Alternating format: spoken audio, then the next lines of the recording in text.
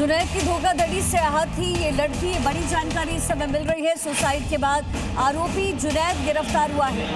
आरोपी जुनैद पर शादी का झांसा देकर उसे फंसाने का आरोप लगा। उसके बाद लड़की आहत थी और सुसाइड उसने अटेम्प्ट किया। हादसे के बाद आरोपी जुनैद अरेस्ट हुआ है।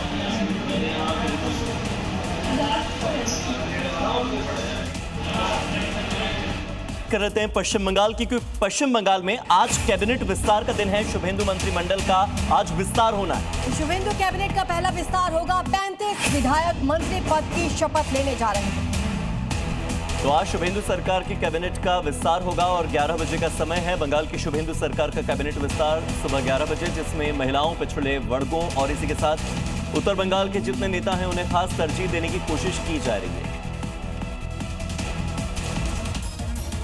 बंगाल विधानसभा में कुल 294 विधायकों वाली विधानसभा सीट में 15% के हिसाब से मुख्यमंत्री सहित अधिकतम 44 मंत्री ही बनाए जा सकते हैं।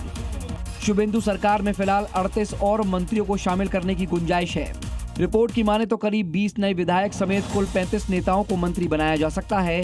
बाकी 3 मंत्री पद खाली रखे जाएंगे। आज शपथ लेने वाले कुछ संभावित नामों की लिस्ट भी सामने आ गई है, जिसमें आनंदमय बर्मन, उमेश रॉय, सुमना सरकार, पूर्णिमा चक्रवर्ती, अर्जुन सिंह, सौमित्र चटर्जी, मालती रावा रॉय, शंकर घोष, तपस रॉय, दीपक बर्मन समेत कई बड़े नाम शामिल हैं।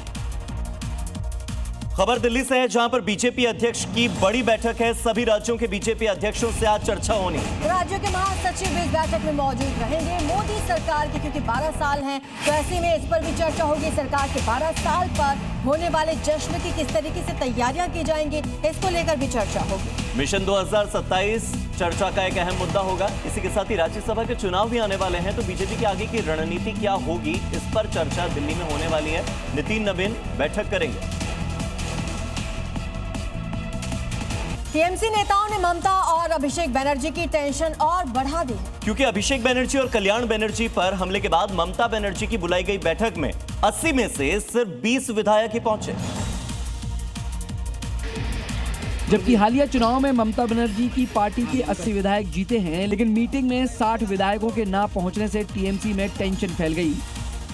क्योंकि चुनाव के बाद हिंसा, बुलडोजर एक्शन के साथ ही फेरी वालों पर एक्शन को लेकर ममता पूरे बंगाल में धरना देने वाली हैं, जिसको लेकर मीटिंग में जब विधायक नहीं पहुंचे तो पार्टी प्रवक्ता कुणाल घोष ने कहा कि विधायक अपने इलाके में पार्टी के प्रदर्शन को लेकर तैयारी कर रहे हैं, इसलिए वो मीटिंग में नहीं आए, जिसकी जानकारी उन्हें पहले दे दी गई थी।